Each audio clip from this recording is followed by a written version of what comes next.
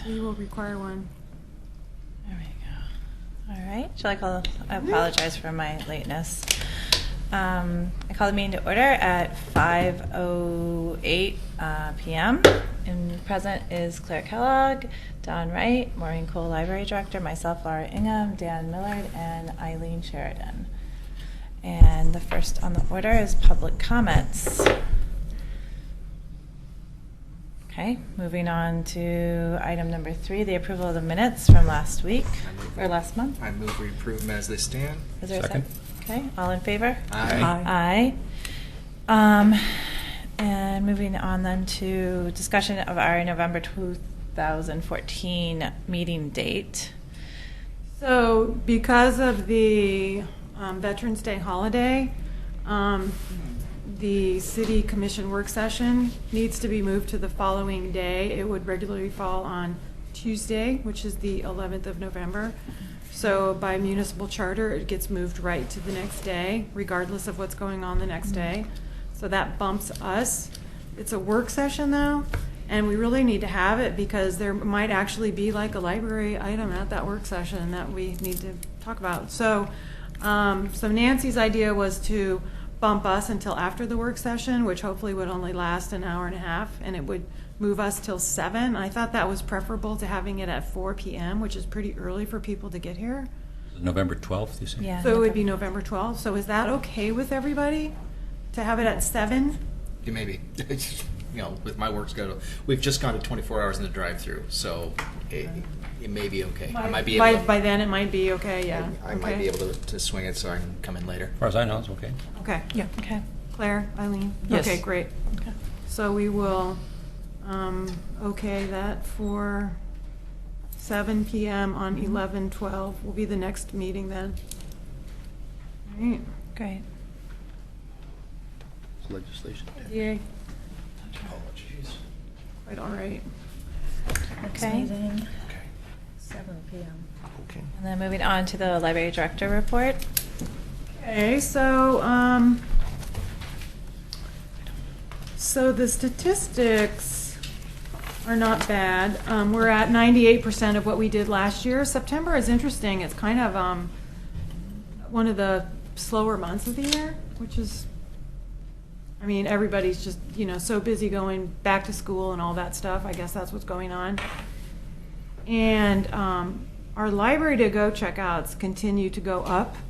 So that little bit of difference in the number from what that number was last year to this year bumps us up to 98.7% of last year. So, I mean, I think we're within the same range of business we were doing last year, so I think that's fine.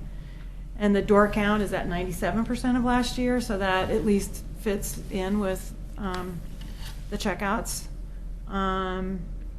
But the cultural pass use was like half, which I have no idea. However, the Children's Museum no longer works with us on cultural passes, and that just ended. And I also think the art museum now has a cost associated with it as well, too. Yeah, they've reconfigured how they do it. Yeah. If Linda was here, she would know exactly what it was, but It's $5. okay, so you get a reduced amount, but you don't get a free pass. Yeah, okay, thank you. So that's a little disappointing because people really loved using the Children's Museum pass. It really helped out. But you don't for know if there's a people. relationship between the drop and... No. Well, I mean, I probably could go in and do that specific kind of report. It's not important. But I mean, when I'm doing next month's report, I'll go back in and look at it. And then our adding materials and withdrawing materials, we're doing more in each case. But what I really wanted you to know about was kind of like I had one of those come to Jesus moments where I was like, oh my God, our collection.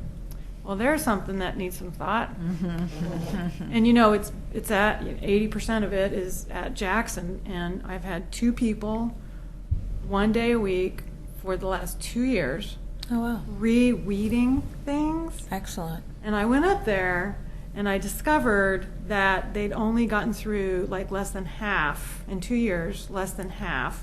And we still had, not withdrawn, I mean, nearly enough. So I think that when, before we moved, our collection size was like 140,000 or above, right?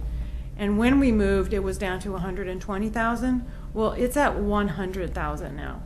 So let's just say 20 to 25,000 items are at the Carnegie. That's about what we can fit, right?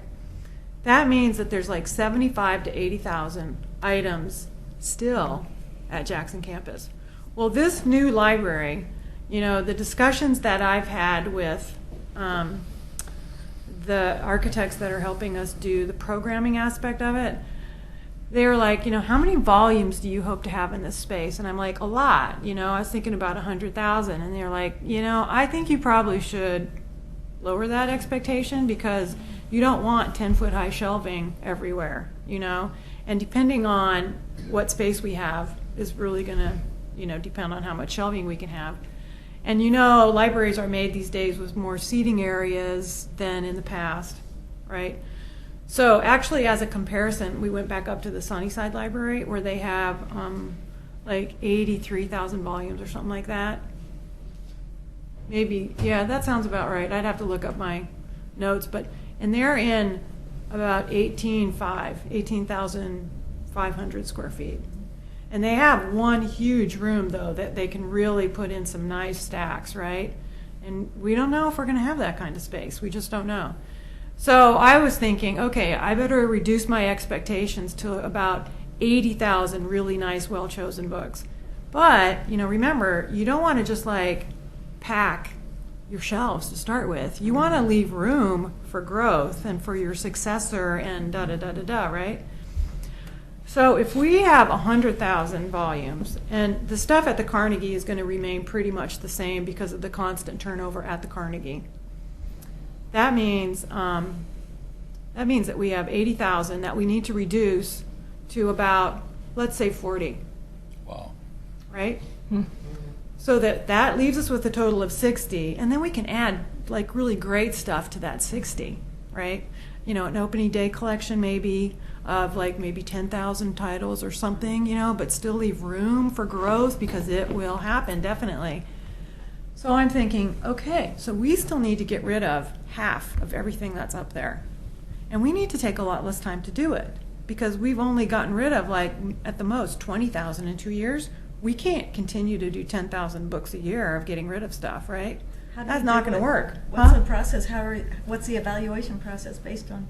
Well, condition first, and I mean, you know, they've got a process, but the new process is when in doubt, throw it out. But I'm thinking process I'm familiar with. You look at the printout, if it hasn't gone out for a year, then you really look at it. Claire, none of these have gone out for a year. They've been in storage for 4 years. That's Yeah, what I'm saying. Yeah, The longer it gets, the less Exactly. more irrelevant Right. the statistics are. So, you know, we had a big talk about, you know, how much time to spend on each title deciding even.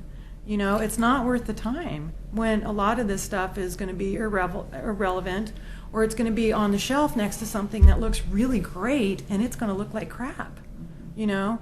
So we really, we've really got it narrowed down to when in doubt, throw it out. And we need to like go through again, like all the stuff we've already like put aside. Probably half of that we don't want. Right. So I'm going to apply some more staff power up there, and we've gone up and tried to start doing some condensing of stuff so that visually it's just not so overwhelming. But yeah, we've got some work really cut out for us up there, and Volunteers? I might. I was just going to ask, is it so technical? Could it It's not necessarily. It just need to work people in that that would make sense. I've Do you done know what I lots mean? of weeding. I find it pretty satisfying. Why don't we talk? That potentially could be really helpful. I'd be interested? Okay. Thank you. And are the reject volumes going to Friends to the bookstore? Some of them. A lot of them, most of them are going to Better World Books, which is the company that we work with to take away things, and if they can resell them, they do, and if they can't, they pulp them, and then we get whatever money is left from that. Doesn't it go to the bookstore first and they decide? No. Oh. That's too much. That's just too much volume. is the problem. You know, if we think they're gonna want something, then we direct it that way. We keep a box They have filling guidelines with of what stuff they all the want, time yeah. that can be directed to them. We have instructions of like what they might sell. And they're pretty picky too, because they get a lot of things. Yeah. You just scan them Right. to check. We can scan them. We have a Yes, scanner. We okay. bring a laptop up there. A lot of stuff is not worth spending that much time on, though. Yeah. Do you know what I'm saying? Yeah. Linda, what's the status of the Friends location? You okay? We're staying You're okay? for at least a year. All right.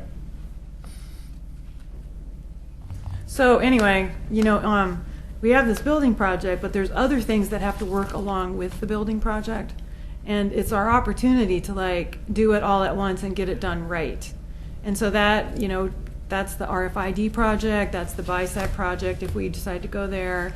But, you know, it's getting up on the acquisitions module, it's revamping some workflows. You know, this is like the time. So, if I act slightly like stressed, it's not just the building that I'm thinking of, it's like all that other stuff that has to come together. Are you To going work. to, are we going to be looking at library moving companies to help with that, or have you thought that Probably, far? yeah. Okay. Probably. Because that's how they got there. Yeah. Yeah, so. Oh, and I didn't attach the state report. Dang it.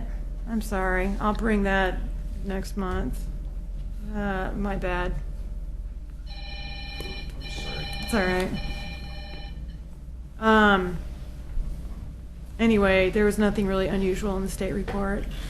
You know, our income is a little higher than it was the year before. Next year, it should be a little bit higher from the district than it was this year. In fact, I think it's expected that we'll get about $90,000 more dollars, which will really help a lot, actually. And then we turn around and use those statistics to create the link report, so that the district doesn't think we're misusing our money. Although there's a really interesting wrinkle with the district money. When it was written, there's one place in the IGA that specifically says this is for operations, not for capital. Well, you know, we're using it for capital. We've been using it for capital. We're going to continue to use it for capital. So that was really no big deal until. Didn't we get a ruling on that? Sort of. Sort of. So there was no big deal until Gladstone started moving forward with their construction, and they specifically said the city will not support the new library building, so therefore the library has to pay for any kind of, all the capital stuff somehow. Well, obviously it's going to have to use its district funds. And so the county commission had a meeting about this at a work session. It's been a while, actually. And at that work session, they said, we don't want to tell the cities how to use their money. And there's at least half of us in this room that think that services include providing the building that those services are provided in. So at some point in time, that being in 2015, when the Estacada Library District thing goes away, that bond thing actually, I thought it was defeased is what they call it, and had been completely paid off, but there was a prepayment penalty that it couldn't be. So we actually are existing two districts in the same location side by side, and I don't know how they did that because that's not supposed to happen, but as soon as that goes away in 2015, then there will be an effort to change the language in the IGA. And the LDAC, the Library District Advisory Committee, has already talked about what their role in this would be, and the commission kind of basically said, we'd like to hear LDAC's suggestion on how to clean that up in a future IGA, but we don't really need to worry about it until 2015. So we're already talking about that, and it shouldn't be a problem. Nobody's really contesting the city's ability to apply the district money to whatever they think is the appropriate expenditure. Just so you know, though. It's just interesting little quirk. Yeah, legal quirk. And, oh yeah, and I'll be at as many library directors from public libraries in Oregon as can get together on Friday are getting together at Hillsborough Public Library. It's an annual thing, and Public Library Division hosts it. and I'm the chair of Public Library Division. So we've been like really busy with that and getting together proposals for the Oregon Library Association conference in the spring. And September was very, very hectic. It was very, very hectic, yeah. So we've had 2 First Friday films so far this year, and the first one was I Am, and the second one was Girl Rising, which was just last week, and this will be on the October next month's thing. But we had 50 people come, and it was so good. It was really great. Some of us couldn't talk. Yeah, the little girls couldn't talk that attended. They were too shy. Oh, you were crying too much? No, one right behind me. Oh, was she? Oh. Well, we actually had like 10 and 11-year-olds there, which was awesome. Some of them had seen it before. What's the subject matter? Girl Rising is about educating girls worldwide, but a bunch of, the circumstances of like our early marriage, people getting married off, girls getting married off when they're like 11 years old. So, I mean, it's pretty eye-opening for a young American, middle-class girl. It's very eye-opening what girls in other countries and even in the United States may go through. So, yeah. What hit home to me was when the speaker said, "I won't bring up Oregon City." Yeah, I know what you don't want to hear. And then we had a musical event too. It was poorly attended, but I heard it was really, really good. I would have gone, except I was at some kind of library meeting. And yeah, she's a really talented young woman. And then Matt Love will be there tomorrow night. Old Time Fiddlers will be there on the 18th, and Ray Gordon will be there on the 30th, and that is going to be a costume party. What is Matt Love doing? I hadn't. He wrote a book called Rose City Heist. Oh, he's talking about his book talks. Yeah, he's talking about his book. Okay. He's got a new book. He was actually implicated in this crime, and so the statute of limitations is up, and so he decided he would write a book about it. Yeah. We're starting to add a pajama story time. I have a question on that. Uh-huh. Who's in the pajamas, the parents or the kids? Whoever. Librarians, we took their picture of them for a promotional thing, and it's just adorable. Yeah, Saw that in the newsletter. Yeah. It was very cool. really cute. And I think it's a good idea to offer something that if people during the day just can't get there. And then this is, it's at 6, it's kind of inconvenient, it's kind of dinner time, it's kind of not, but at least it's before bedtime. Do you know what I mean? It's like there's no really perfect time. So we're going to try that out and see how it goes. And then we're still doing yoga story times. What day of the week is the? Oh, I don't know. Okay. I'm sorry. What's right? And then we just, we're working on the trail news for December through March. So, that's the only thing that ever forces me into making decisions about what we're going to do next. Thank God for that deadline. And we just figured out all of our community-wide read events. So we invited Lois Levine, who wrote that book about Mary Bowser or something. She's a historical, she used to be a history professor at UCLA and Reed. So she's very sharp. Oh my God, this woman is sharp. And I know Canby did a bunch of stuff around that, her last book, but this new one is called Juliet's Nurse, and it's Romeo and Juliet from the point of view of Juliet's wet nurse. She knows her Juliet from when she's like 2 days old. And so I think it's going to be super interesting. And then she's also going to do an art and architecture of Italy talk. And those are both going to be over at Atkinson Church, so that we have lots of room, and especially the art and architecture one I thought would be super nice over there. And then we're going to have the movie that month is called Love, Etc., and it's all about love. And the author talk will be 2 days before Valentine's Day. And then we're going to have Oregon Practice Shakespeare Festival send some people out. They do Shakespeare like it was done back when Shakespeare was alive, and it's very much interactive, and they're going to do all the scenes from Romeo and Juliet that the nurse is in. And then that week we're going to also have Renaissance music with Gail and Phil Newman, who are trail band members. Yeah. And I think they're gonna bring like their old instruments and all that stuff, That's really neat. And I think it'll just be, I'm missing anything? No. And Lois is gonna, we've already reached out to the high school to connect her with their Shakespeare teacher, and I'm trying to get the community college involved too. So I think it'll be a really, really fun month, and that's all, as I said, February, right before Valentine's Day, is when she does the author talk. So we have to launch this stuff pretty soon, because that's like October, November, December, January, February. So we want it out there like, 3-4 months. So we'll do that in the next couple of weeks. You'll be seeing all that. We had to get it all lined up first, though. So I think that's what I got. And then the bond, the building update is just kind of a timeline of what we've been doing.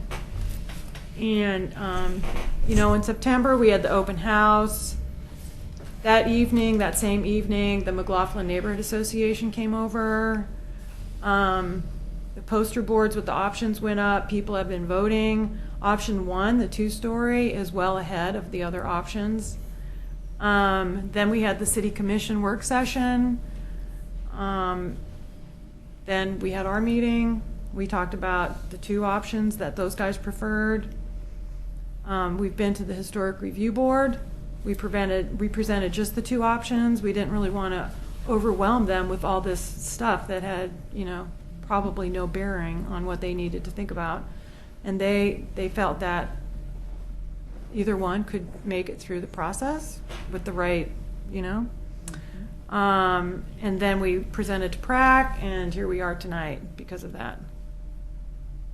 So, And are since we deciding on will they do a formal recommendation tonight? that's Is the that intent of this meeting, if they want to do one, then tonight is the night where we hope they are able to do it. And then are we voting to, they make it, and then do we have any, okay. That's their recommendation, Okay. yeah. And you guys already have your recommendation, so. And then we've been back to the McLaughlin Neighborhood Association again. Last week. They like the underground option, some of them. And then next week is our big meeting. So if some of you could make it next week, I think that would be good. I think it would be good to say, to have somebody be able to say, the reason the library board is in favor of thus and so is because, we feel like that would create the best library possible. And that's what our job is to provide you with a recommendation that we think will turn into the best library. What time is the 10:15? Well, it starts at 7, but Yes. there is a public hearing on an ordinance for Blue Heron, which could take an awful lot of time. Maybe it'll make it. I expect this won't start until after 8. But Does the commission have a cutoff time in the evening? oh no, we've been there till after 11.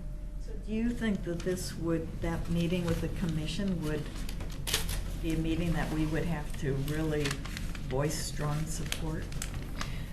I unfortunately let Mo know I have a work conflict that I can absolutely not get out of, and so I'm going to be in Beaverton until at least 8:30. So if one of you would be willing I'm gonna to be be there there. for I'll sure, be there. and then if I'm going to write something up, I can do that and have one of you read it. If it's going that late, I may be able to. I've only been gone from text home me. since 6 a.m. But Yeah, I know. Text me on the way home. Okay, all right. Let me So know. if it's still going, that Mhm. might be a possibility. But I think the more of us that can be there, the better. Yeah. I think it would, I think they would just like to see the, library board supporting. This is a big decision point, and it really needs to get made. That's the thing. I just don't want it to go on and on and on. This will be the final decision, right? This will be the final decision for this one thing, the site. Yeah, right. And that doesn't mean we have to go back to them for all kinds of other little decisions. I mean, Okay. but this is like, The footprints. the footprint. We need to move on past the They're footprint. throwing their 2 cents out there saying this is what we'd like to see. In an election year. Yeah. And is the architect not going to be there? Oh, that no, the night, too? architect will be there, the Okay. project manager will be Okay, there. good. No, those guys will be here tonight as well. Okay, Oh, good. some of them, a couple of them. But next week, all the big guns will be, Okay, good. all the consultants will be there. Everyone's really built up to go to this, Mhm.